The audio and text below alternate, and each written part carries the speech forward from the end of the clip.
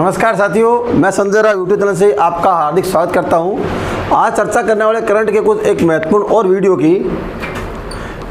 चर्चा करते हैं। उस टॉपिक का नाम है करंट के बारे में कुछ महत्वपूर्ण से मैंने ग्रामीण खेलों के बारे में क्वेश्चन लेके आया हूँ, ब्रांड एम्बेसडर के बारे में लेके आया हूँ, कुछ प्रमुख पदाधिकारी इसके बारे में लेके आया हूँ, कुछ वास्तुका के बारे में लेके आया हूँ। उसमें 4-5 टाइप एक साथ मैंने लिए हैं, तो ये महत्वपूर्ण हो सकता है क्वेश्चन आपके लिए, क्योंकि मैंने मई, जून, अप्रैल, मार्च के तो करंट मैंने डाल दिए हैं, आपने देख लिए होंगे उम्मीद कर रहा हूँ। उसके अलावा और भी मैंने महत्वपूर्ण पार्ट डाले हैं, पुरस्कारों के, सम्मान के और अभियान, योजना, कार्यक्रम के कुछ महत्वपूर्ण पार्ट और डाले हैं। तो चौथा पार्ट महत्वपूर्ण पार्ट मान लो जीके का अलग से।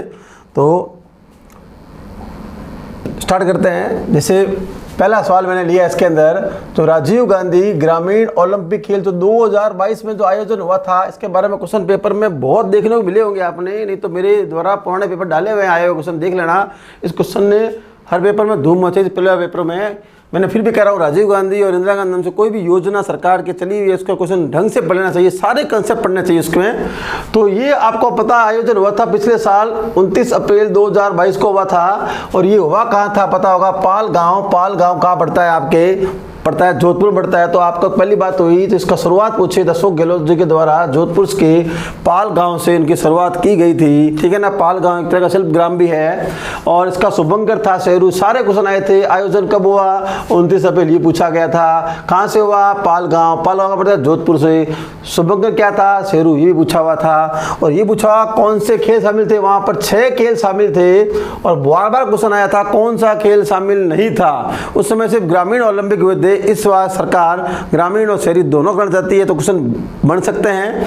तो पिछले बार पूछा था कौन सा खेल शामिल नहीं था, तो 6 खेल थे। एक कबड्डी था, एक खो खो था, एक शूटिंग बॉल था, एक वॉलीबॉल था, एक हॉकी था, एक टेनिस बॉल क्रिकेट था। ये 6 खेल थे, और बार बार एग्जाम में क्वेश्चन आया था कौन सा खेल शामिल नहीं था। ये आया क्वेश्चन।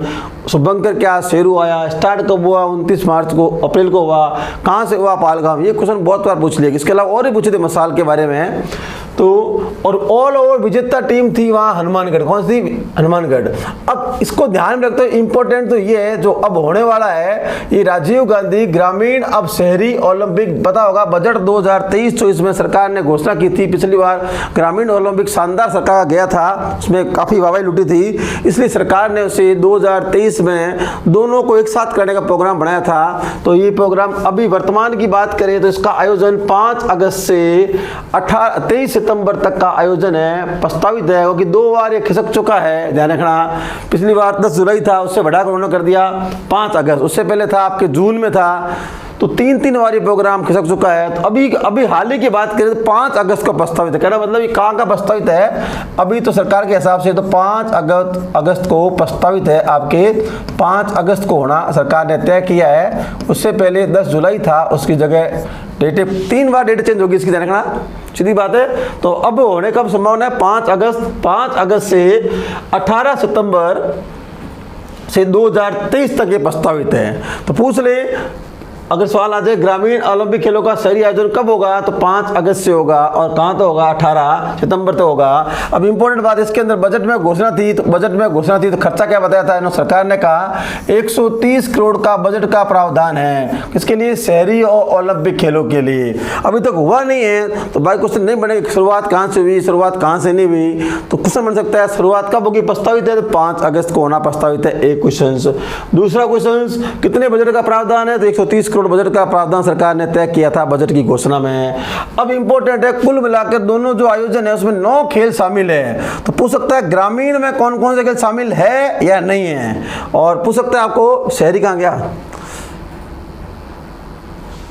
चलो, ग्रामीण में कौन कौन शामिल है, एक तो कबड्डी शामिल है, क्रिकेट शामिल है, फुटबॉल शामिल है, वॉलीबॉल शामिल है, शूटिंग बॉल है, और खो खो है, और रस्साकसी है। तो ये आपके खेल शामिल है किसमें, आपके ग्रामीण में। और अब अगली बात है शहरी की बात है, क्रिकेट है, वॉलीबॉल है, बास्केटबॉल है, एथलेटिक्स है, फुटबॉल है, खो खो है, कबड्डी है। तो ये वाला जो खेल है ये आपके शहरी के अंदर है। ये वाला जो खेल है ना, ये नीचे वाला खेल तो शहरी के अंदर है, शहरी क्षेत्र में।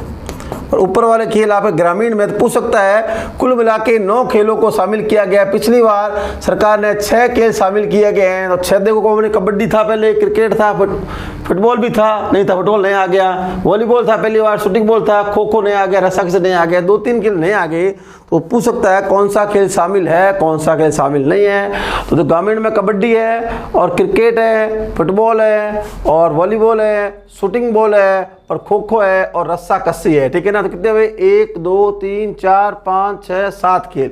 और शहरी की बात करें तो इसमें क्रिकेट है, वॉलीबॉल है, बास्केटबॉल इसमें अलग आ गया और एथलेटिक्स आ गया अलग। इसके अंदर फुटबॉल है और खो खो है, कबड्डी है। कुल मिलाकर 9 खेल शामिल है इस बार। पिछली बार 6 खेल थे। ध्यान रखना कौन सा खेल शामिल नहीं है, पता कर लेना आराम से।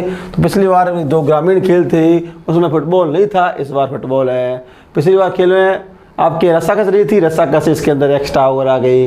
और एक खेल आ गया, पहले एथलेट था नहीं, अब एथलेटिक्स और गेम आ गया आपके सामने। ठीक है। अब इसमें एक और घोषणा है, राज्य स्तर पर जो टीम जीतेगी ना, उस टीम के गांव में 30 लाख रुपए की लागत से स्टेडियम का निर्माण किया जाएगा। यानी 4 स्तरों में ग्रामीण होगा, 3 स्तरों में होगा शहरी का आयोजन।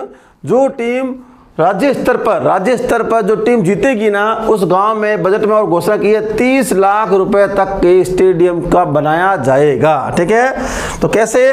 तो ग्रामीण स्तर के खेल है वो 4 स्तर में बांटे गए हैं। 4 स्तर कौन से पता ही होगा आपको। नॉर्मली पहले गांव होगा, गांव के बाद तहसील, तहसील के बाद जिला, जिला के बाद राज्य स्तर। यानी कहना मतलब जो टीम पहले ग्राम में जीतेगी, फिर तहसील में, फिर जिला में, राज्य स्तर में जो टॉप टीम आएगी, टॉप गाँव की टीम आएगी, उस गाँव के अंदर 30 लाख रुपए की लागत से स्टेडियम बनाया जाएगा। ये सब बजट की घोषणा के अंदर है। और खेल का भी आयोजन हुआ नहीं है। और शहरी खेल जो है 3 क्षेत्रों में होता है, पता होगा आपको।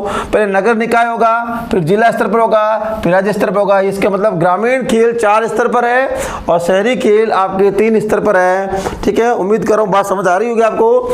तो पिछली बार जो राजीव गांधी ग्रामीण ओलंपिक खेल थे, बहुत सारे क्वेश्चन आए थे।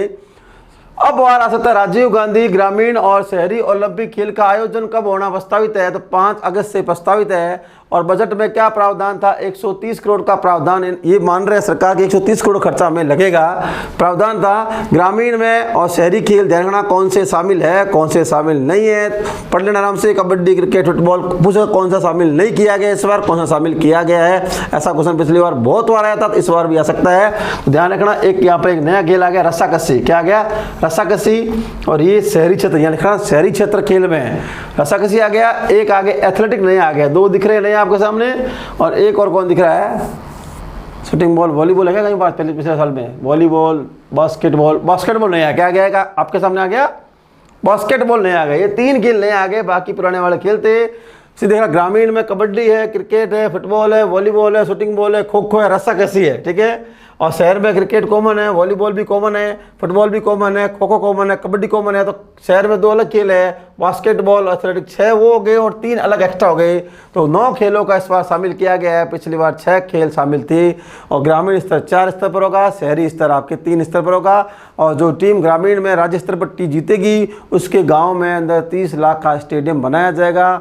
आने वाली भर्ती के लिए वेरी वेरी इंपॉर्टेंट है। जब खेल पूरे हो जाएंगे तब और बात करेंगे इसके बारे में, अभी शुरू ही नहीं हुए हैं। ठीक है। उम्मीद कर रहा हूँ ये बात आपको समझ में आ गई होगी। आगे चलते हैं, क्योंकि ग्रामीण और जो ओलंपिक खेल है ये इंपॉर्टेंट है। 3 बार चेंज हो चुका है ये। ठीक है। पहले जून में आयोजन था, फिर जुलाई में आयोजन था, अब लास्ट में अगस्त में आयोजन हुआ। ठीक है ना। क्योंकि जुलाई में बरसात ज़्यादा थी, इसलिए कैंसिल कर दिया सरकार ने, फिर आगे की अगस्त में ट्रांसफर कर दिया। अब ये क्वेश्चन मैंने बार बार बताते कहा था, कुछ ब्रांड एम्बेसडर है, इनके बारे में क्वेश्चन लेके आऊंगा। कुछ ब्रांड एम्बेसडर इंपॉर्टेंट लगते हैं मुझे, क्वेश्चन ये आने की संभावना लग सकते हैं, हो सकता है। सीधा पूछे ब्रांड एम्बेसडर का संबंध कहाँ से और किस जगह से है। तो ठीक है। पहली बात बता वही अवनी लेखरा के बारे में सभी जानते हो, बहुत क्वेश्चन आ चुका है अवनी लेखरा। तो बात करें संबंध पूछे तो इनका संबंध जयपुर से है। खेल पूछे शूटिंग, संबंध पूछे तो जयपुर से है। खेल पता है, शूटिंग आपको। और कैटेगरी क्या है इसकी? SH1 कैटेगरी है इसकी। और ये किसकी ब्रांड एम्बेसडर है? बेटी बचाओ बेटी पढ़ाओ की ब्रांड एम्बेसडर है। और साथ में IM शक्ति उड़ान है, इंदिरा गांधी वाले थे ना, IM शक्ति उड़ान की भी ब्रांड एम्बेसडर है। यानी 2 की ब्रांड एम्बेसडर कौन है? अवनी लेखरा है। ठीक है। दोबारा समझो पहले बात को। मैं लेकर आ रहा हूं प्रमुख ब्रांड एम्बेसडर कौन है। 5-7 ब्रांड एम्बेसडर है, इसमें 4 तो बहुत इंपॉर्टेंट है। तो अवनी लेखरा पर कुछ बहुत आ चुका है। संबंध पूछे जयपुर से, खेल पूछे शूटिंग 10 मीटर एयर राइफल और 50 मीटर एयर राइफल में, वो बात बहुत क्वेश्चन आ चुके हैं, अभी हुआ नहीं इसका आयोजन। और पूछे कैटेगरी पूछे तो ये नहीं पूछा गया अब तक कैटेगरी आ जाए। SH1 विकलांग और दिव्यांग होते हैं उनकी कैटेगरी आती है, तो SH1 कैटेगरी है।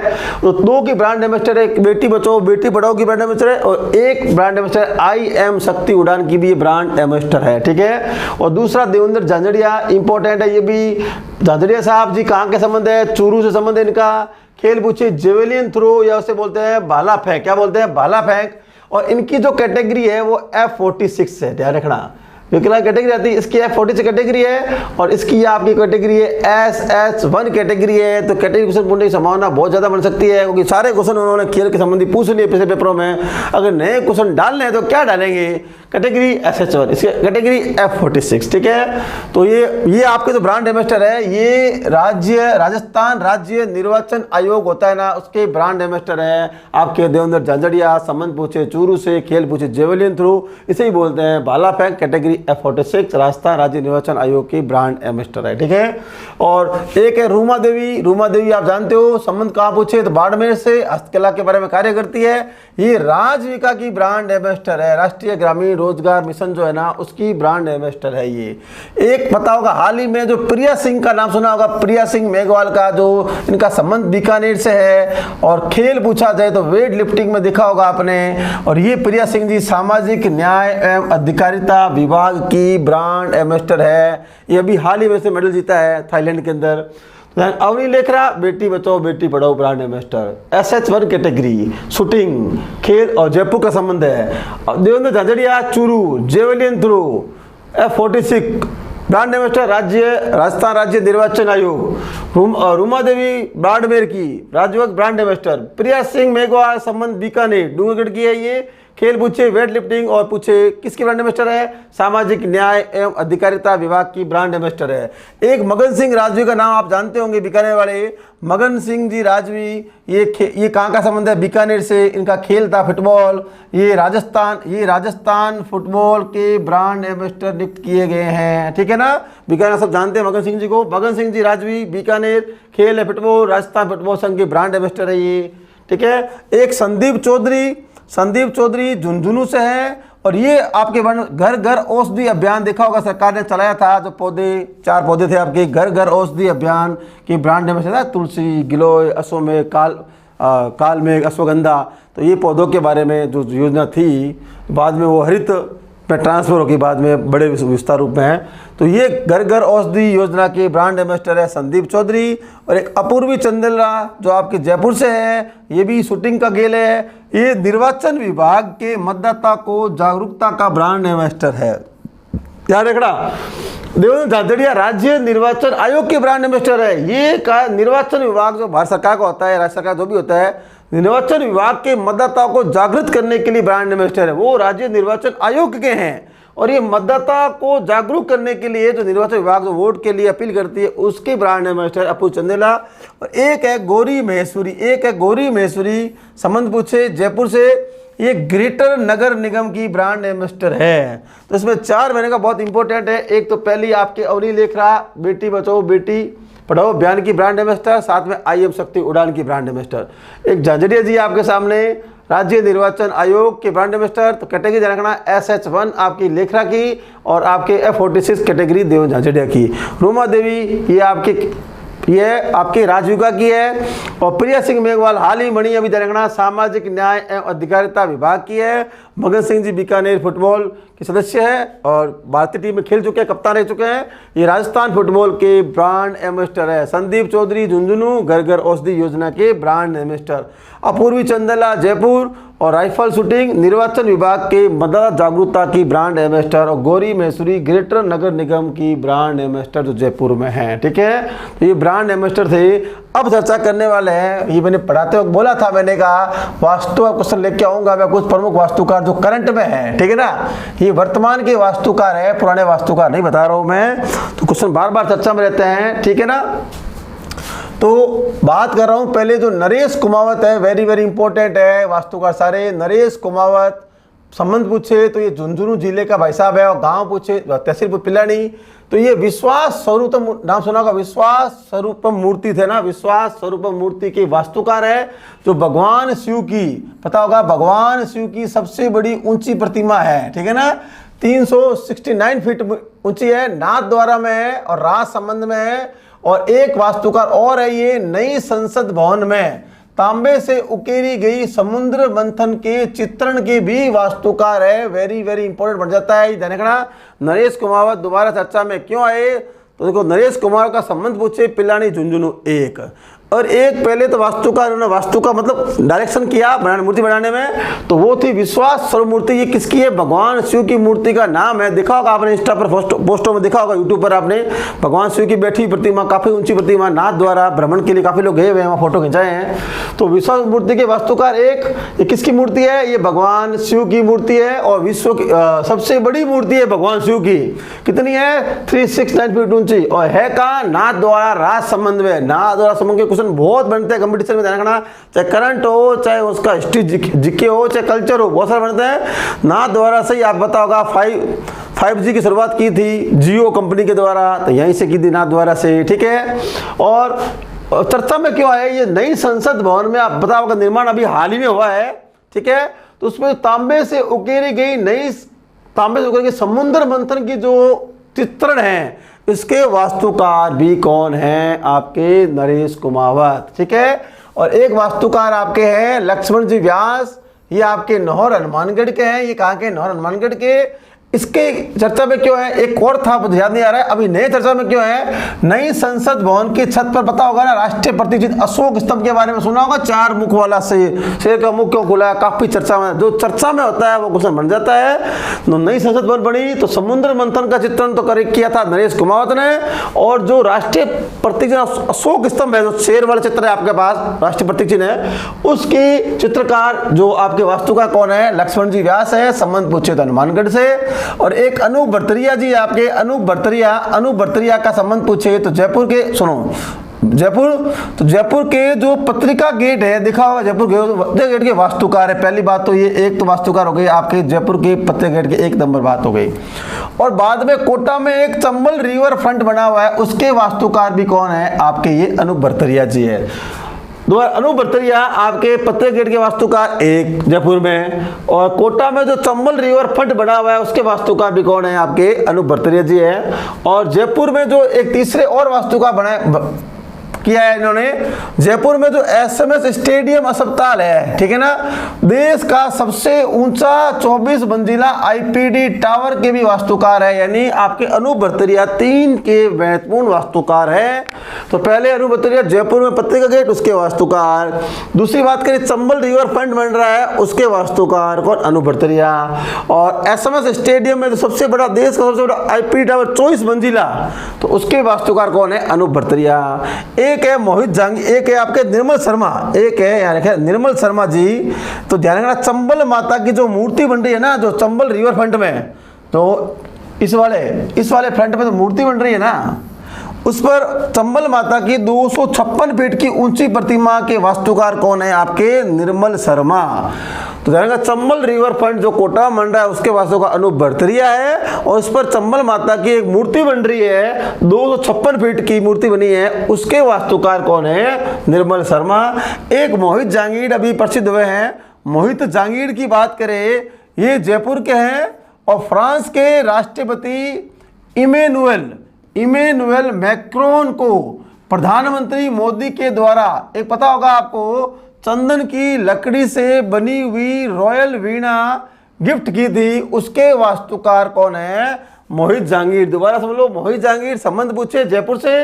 अभी हाल ही में जो फ्रांस के राष्ट्रपति थे, राष्ट्रपति इमैनुअल मैक्रोन को प्रधानमंत्री मुलाकात करते वक्त एक मोदी जी ने चंदन की लकड़ी से बनी हुई एक रॉयल वीणा दी थी, उसके वास्तुकार है मोहित जहांगीर। और एक बाद में अभी हाल ही में अभी चर्चा में काफी है, अमेरिका जब मोदी जी गए थे, अमेरिका के राष्ट्रपति जो बाइडेन को प्रधानमंत्री मोदी के द्वारा एक चंदन की लकड़ी का बॉक्स दिया गया था, उसके वास्तुकार भी कौन है, मोहित जहांगीर है। और ये जो बॉक्स है मैसूर के चंदन की लकड़ी के डिजाइन से बना हुआ है। तो ध्यान रखना, ये ज़्यादा चर्चा में है क्योंकि इम्पोर्टेंट अभी हाल ही में चर्चा हुई थी, और इसकी चर्चा करें तो आपके ये वाले चर्चा में ज़्यादा है, या लक्ष्मण जी व्यास, ये नई संसद भवन छत पर जो राष्ट्रीय प्रतीक चिन्ह, और ये समुद्र मंथन। दोबारा देखो अभी करंट में हाल चर्चा की बात करें तो समुद्र मंथन मूर्ति के वास्तु का पूछा जाए नई संसद भवन में तो नरेश कुमावत, और राष्ट्रीय प्रतीक चिन्ह जो अशोक स्तंभ की बात हुई शेर वाले चिन्हों की,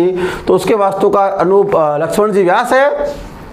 और भरतरिया जी की बात करें तो भरतरिया जी चंबल रिवर फ्रंट जो भी तैयार हो रहा है उसके वास्तुकार है। और एक आपके निर्मल शर्मा जी बात करें वो चंबल माता की 256 फीट की मूर्ति बन उसके वास्तुकार है। और मोहित जहांगीर इंटरनेशनल के हिसाब से भी बन सकता है, राजस्थान के तो है ही जयपुर में। तो फ्रांस के राष्ट्रपति इमैनुअल मैक्रोन को प्रधानमंत्री मोदी ने चंदन की लकड़ी से बनी हुई एक रॉयल वीणा दी थी, उसके वास्तुकार एक।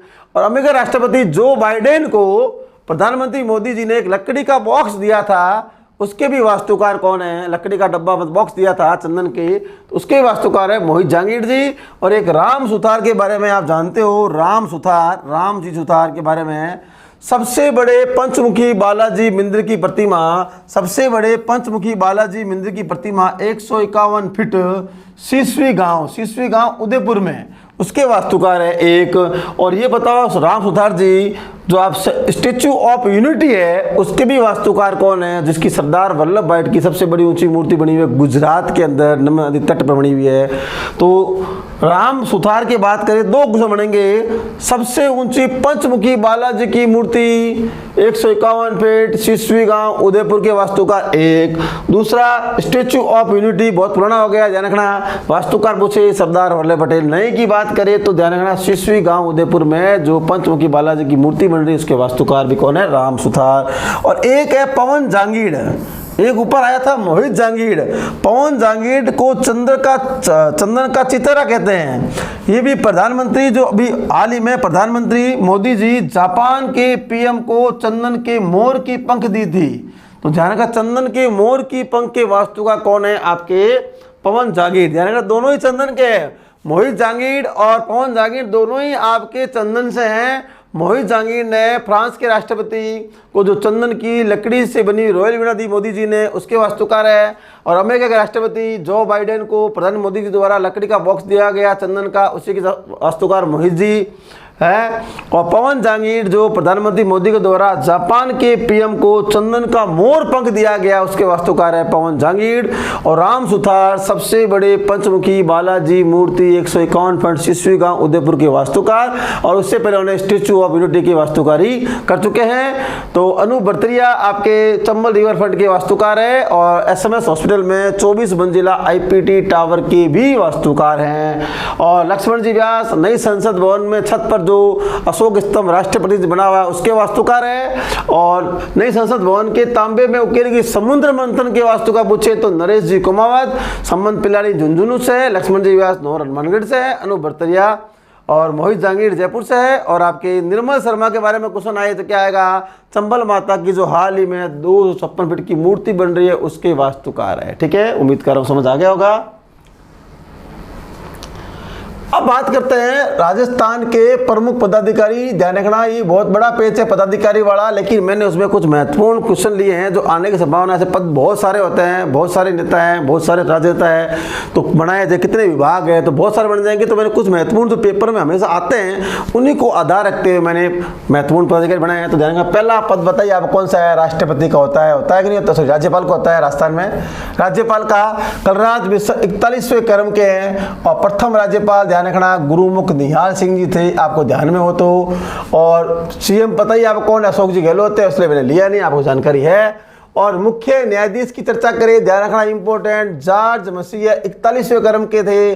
पहले थे के वर्मा और 40वें थे कौन से थे? इससे पहले कौन थे? 40वें थे पंकज मित्तल। कौन से थे? पंकज मित्तल थे। और उससे पहले जो कार्यवाहक थे, पंकज मित्तल से पहले कार्यवाहक थे आपके एमएन श्रीवास्तव। ठीक है ना, तो कार्यवाहक थे। ध्यान रखना राज्यपाल कलराज मिश्र है 41वें क्रम के, प्रथम है गुरुमुख निहाल सिंह। और मुख्य न्यायाधीश आपके जॉर्ज मसीह 41वें क्रम के। उससे पहले किस पर पद लिया उन्होंने? पंकज मित्तल पर। उससे पहले एमएन श्रीवास्तव थे। तो कार्यवाहक थे। और प्रथम तो के वर्मा, प्रथम कौन थे? के वर्मा। और लोकायुक्त की बात करें तो हमारे प्रताप कृष्ण लोहरा 13वें लोकायुक्त है और वो 41वां है, ये भी 41वां है, ठीक है। और प्रथम पूछे तो ये ID दुआ, बहुत तो आया ID दुआ, क्योंकि 73 में क्यों? क्योंकि आपके राजस्थान में लोकायुक्त की नियुक्ति 1973 में हो गई थी। और पुलिस महानिदेशक भी वर्तमान में कौन है? तो उमेश बिश्रा है। और कौन से क्रम के है? 35वें क्रम के। क्रम क्यों लिखे? कईयों के मैंने कुछ मोटे मोटे पदाधिकारी होते हैं क्रम भी भूल लेते हैं। पिछले पेपर में आया हुआ है राज्यपाल का क्रम कौन सा है, और कि जज था पंकज में तो कौन से क्रम के 40वें, क्या पता ये आ जाए 40वें क्रम के मुख्य न्यायाधीश कौन है? तो जॉर्ज मसीह है। प्रथम कौन थे? के वर्मा, ये भी आया हुआ है बहुत क्वेश्चन, इसलिए मैंने क्रम लिए हैं। तो उषा शर्मा, तो मुख्य सचिव पूछे उषा शर्मा, इनका कार्यकाल हाल में बढ़ा दिया गया है, ये 44वें क्रम की है और सेकंड महिला मुख्य सचिव है। और फर्स्ट महिला मुख्य सचिव थी कुशल सिंह। कौन थी? कुशल सिंह। और दोनों ही अशोक गहलोत के कार्यकाल में थे। और इन दो जो मुख्य सचिव पद होता है आपके, उसकी नियुक्ति कौन करता है? स्वयं मुख्यमंत्री करते हैं। ध्यान रखना, सेकंड महिला मुख्य सचिव है, फर्स्ट कौन थी? कुशल सिंह। और दोनों का कार्यकाल अशोक गहलोत के समय ही था। और इनके फर्स्ट पूछा थे, फर्स्ट सचिव कौन थे? तो आपके के राधाकृष्णन थे। प्रथम मुख्य सचिव कौन थे? के राधाकृष्णन थे। और इनकी नियुक्ति कौन करता है? पता होगा, सीएम गहलोत, सॉरी सीएम साहब करते हैं खुद नियुक्ति। दोबारा सुन लो, मुख्य सचिव वर्तमान में कौन है? उषा शर्मा। कौन से क्रम की है? 44वें क्रम की है। और ये सेकंड महिला मुख्य सचिव है। और पहली, उससे पहले कुशल सिंह थी। और दोनों की मजे की बात यह है, दोनों ही अशोक गहलोत के कार्यकाल में मुख्य सचिव बनी है महिला। और इनकी नियुक्ति स्वयं मुख्यमंत्री द्वारा की जाती है, ठीक है ना। और 15वीं विधानसभा के बारे में बात करें तो वर्तमान अध्यक्ष कौन है? पता है आपको? स्पीकर कौन है? CP जोशी जी आपके स्पीकर है। तो प्रथम कौन थे? जोशी जी, यानी प्रथम भी जोशी और अंतिम भी अभी वर्तमान में जोशी और पहले भी जोशी, ठीक है। और आपके महाधिवक्ता कौन है? महेंद्र सिंह जी सिंघवी है महाधिवक्ता। और 15वीं विधानसभा के अभी वर्तमान की बात करें तो नेता प्रतिपक्ष कौन है? राजेंद्र राठौड़ है। और उप नेता प्रतिपक्ष आपके सतीश जी पूनिया है। अभी नेता प्रतिपक्ष राजेंद्र राठौड़ है और उप है सतीश पूनिया। उससे पहले गुलाब चंद कटारिया जी थे, जिनका भी हाल ही में ट्रांसफर हो गया, जगह चेंज कर दी। गुलाब चंद जी कटारिया वर्तमान में असम के राज्यपाल है। वो भी कौन से? 31वें क्रम के क्वेश्चन बन सकता है, ध्यान रखना। कटारिया जी क्वेश्चन पिछले अपने बहुत अलग अलग आए थे। प्रतिपक्ष नेता कौन है? और आपके पोटे में कौन थे? गुलाब चंद जी कटारिया, ठीक है। तो अब आ सकता है गुलाब चंद कटारिया अभी कहाँ के राज्य बनाए गए हैं? तो आसाम के राज्यपाल। कौन से क्रम के? 31वें क्रम के। और 15वीं विधानसभा के प्रोटेम स्पीकर भी थे और नेता प्रतिपक्ष थे। ये सभी क्वेश्चन गुलाब कटारिया के क्वेश्चन आ चुके हैं। तो अब आने की संभावना ये हो सकती है। गुलाब चंद जी कटारिया अभी हाल ही में कहाँ के राज्यपाल बनाए गए? आसाम के बनाए गए हैं, ठीक है। आसाम के कौन से क्रम के? 31वें क्रम के। अभी प्रतिपक्ष नेता कौन है? आपके राजेंद्र राठौड़ है। और उप नेता कौन है? आपके सतीश जी पूनिया है। पता होगा। महाधिवक्ता कौन है? महेंद्र सिंह सिंघवी है, ठीक है। और आर्थिक सलाहकार इंपॉर्टेंट, ज़्यादा इंपॉर्टेंट है। आर्थिक सलाहकार अरविंद मायाराम वर्तमान में आर्थिक सलाहकार है। बहुत सारे पदाधिकारी हैं, मैंने कुछ महत्वपूर्ण लिए जो क्वेश्चन पेपर में बार आते हैं उन्हीं के लिए हैं, ज़्यादा और किसी के लिए नहीं मैंने। तो राज्य मानवाधिकार आयोग के अध्यक्ष कौन? अभी गोपाल कृष्ण जी व्यास है। तो एक जी और आए थे आपको, देखो ये था आपके कौन सा लोकायुक्त थे? प्रताप कृष्ण लोहरा। ध्यान रखना, कंफ्यूज करेंगे बार बार आपको। और अभी राज्य मानवाधिकार आयोग के अध्यक्ष पूछे तो गोपाल कृष्ण जी व्यास है। प्रथम थी कांता भटनागर। और आरपीएससी जानते हो चर्चा इसके बारे में? तो संजय छोत्री है। कौन है? संजय छोत्री है। संजय छोत्री अभी है। और प्रथम थे SK घोष। कौन थे? SK घोष। और RSSMB की बात करें, यानी अधीनस्थ कर्मचारी बोर्ड की बात करें, RSSBMB यानी अधीनस्थ बोर्ड की बात करें तो हरिप्रसाद जी शर्मा है। और वर्तमान में अभी हाल ही में उन्हें कुछ दिन पहले इस्तीफा दिया है, ठीक है। अब नहीं है, तो ठीक है। तो मुख्य सूचना आयुक्त क्वेश्चन बहुत बार आ चुका है। अधीनस्थ बोर्ड के अभी जो अध्यक्ष थे हरिप्रसाद शर्मा ने इस्तीफा दे दिया है, कार्यकाल समाप्त होने वाला था, उससे पहले उन्होंने इस्तीफा दे दिया, ठीक है। और मुख्य सूचना आयुक्त पूछे तो डी.बी. गुप्ता यानी भारत भूषण गुप्ता, बहुत बार आया हुआ है। और राज्य बाल अधिकारिता विभाग, ये भी क्वेश्चन पेपर में आया हुआ है, नहीं तो मेरे द्वारा यूट्यूब में ऐसे क्वेश्चन डाले हुए हैं, चेक कर सकते हो चाहो तो। संगीता बेनीवाल, आपके ध्यान रखना कौन है, राज्य बाल अधिकारिता संरक्षण आयोग की अध्यक्ष कौन है, संगीता बेनीवाल है। और छठा वित्त आयोग, ये भी क्वेश्चन बहुत बार आ चुका है, ये अभी प्रद्युमन सिंह जी, कौन है आपके, प्रद्युमन सिंह जी, प्रद्युमन सिंह जी आपके। और 2 सदस्य अन्य इस बार, ठीक है ना, कौन कौन है, एक तो अशोक लाहुड़ी और एक है लक्ष्मण सिंह रावत, ये 2 सदस्य हैं। और फर्स्ट वित्त आयोग की बात करें तो कौन थे, के गोयल, के से बहुत नाम आ रहे हैं, तो दोबारा देख लो चर्चा में। नॉर्मल सी बात करें तो आर्थिक सलाहकार अरविंद मायाराम, राज्य वन आयोग के अध्यक्ष गोपाल कृष्ण व्यास, आरपीसी अध्यक्ष संजय छोत्रिय, और अभी अधीनस्थ बोर्ड के वर्तमान अध्यक्ष आज की डेट में नहीं है, लेकिन पूछ रहे तो आपके पेपर बना क्वेश्चन आ जाए तो हरिप्रसाद जी शर्मा। मुख्य सूचना आयोग की बात करें तो डी.बी. गुप्ता, और राज्य बाल अधिकार संरक्षण आयोग की बात करें तो संगीता बेनीवाल, और छठे वित्त आयोग के अध्यक्ष की बात करें तो प्रद्युमन सिंह जी। 2 सदस्य है अशोक लाहुड़ी और लक्ष्मण सिंह रावत।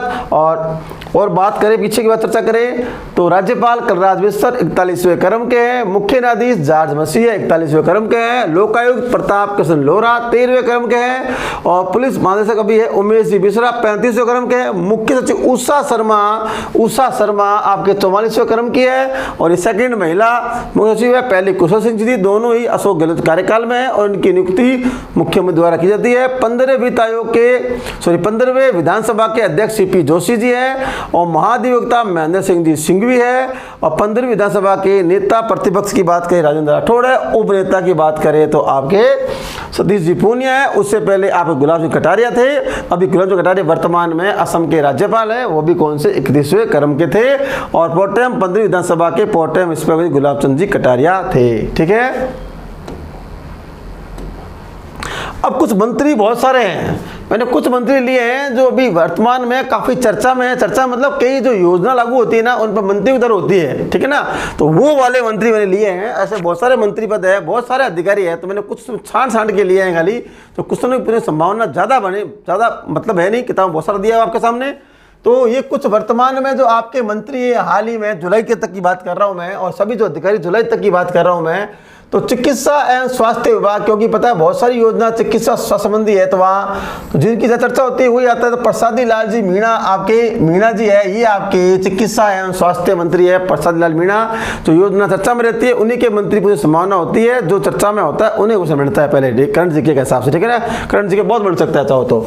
और कृषि और पशुपालन और मत्स्य पालन, यानी कृषि विभाग बोलो, पशुपालन विभाग बोलो, मत्स्य विभाग, इनके मंत्री है लालचंद जी कटारिया। कहाँ है लालचंद कटारिया। और वन और पर्यावरण मंत्री की बात करें तो ये आपके है हेमाराम जी चौधरी, ठीक है। स्वशासन और नगरीय विकास, स्वशासन नगरीय विकास और आवासन मंडल के मंत्री है शांति लाल जी धारीवाल, शांति कुमार धारीवाल या शांतिलाल जी धारीवाल, शांतिलाल जी धारीवाल, शांतिलाल कुमार जी धारीवाल, शांतिलाल धारीवाल, ठीक है ना, क्लियर है। और शिक्षा और कला मंत्री बताइए आपको शिक्षा मंत्री कौन है, कला संस्कृति मंत्री कौन है, डॉक्टर बी.डी. कल्ला जी, ये सभी जानते हैं शिक्षा विभाग वाले लोग। और पर्यटन मंत्री कौन है, विश्वेंद्र सिंह, ठीक है। और सहकारिता विभाग ध्यान रखना, एक तो अंजना सहकारिता विभाग है आपके अंजना उदयलाल। और महिला बाल विकास, ये भी इंपॉर्टेंट है, महिला बाल विकास मंत्री पूछे तो आपके ममता भूपेश पूछा आ चुका है। पिछले एक महीने बताया था आपके बाल आयोग, कहाँ था आपके वो महिला बाल आयोग के राज्य बाल अधिकार संरक्षण आयोग की बात करें संगीता बेनीवाल है जाने का, ठीक है ना। और ये आपके महिला बाल विकास मंत्री ममता भूपेश है, ठीक है। और ये उद्योग मंत्री उद्योग विभाग और देवस्थान विभाग, जिसके विभाग चर्चा में ज्यादा है उन्हीं के मंत्रियों के नाम लेके आया हूं, शकुंतला सिंह रावत। और बहुत सारे मंत्री विभाग है, उसकी चर्चा में ज्यादा नहीं कर रहा हूं। और सामाजिक न्याय विभाग, जो योजनाएं चलती है सामाजिक न्याय की, ध्यान में होगा आपको, सामाजिक न्याय एवं अधिकारिता विभाग के मंत्री कौन है, टीकाराम जी जूली। और जन स्वास्थ्य मंत्री की बात करें तो ये डॉक्टर महेश जोशी जी। और ग्रामीण और विकास ग्रामीण विकास और पंचायती राज विभाग के मंत्री है रमेश चंद्र जी मीणा। तो ये आपके कुछ 12 मंत्री और भी बहुत सारे मंत्री है, चर्चा नहीं कर रहा हूँ ज़्यादा, इसमें से क्या क्वेश्चन आ चुके हैं। देखो एक तो आ चुका है ममता भूपेश पेपर में आ चुका है, एक का शकुंतला वो तो पिछले पेपर में 2-3 बार आ चुकी थी। तो ये जो विभाग चर्चा में होते हैं उनके क्वेश्चन बनते हैं, उसके मंत्री पूछ लेता है। दोबारा सुन लो, चिकित्सा स्वास्थ्य मंत्री प्रसाद लाल जी मीणा, कृषि विभाग, पशुपालन विभाग और मत्स्य पालन विभाग के मंत्री पूछे लालचंद जी कटारा, और वन पर्यटन मंत्री कौन है आपके हेमाराम जी चौधरी, स्वयं शासन नगरीय विकास और आवास मंडल के मंत्री कौन है आपके शांति कुमार जी धारीवाल, और शिक्षा और कला शिक्षा मंत्री बताइए आपको डॉक्टर जी वी डी कल्ला, पर्यटन मंत्री विश्वेंद्र सिंह जी,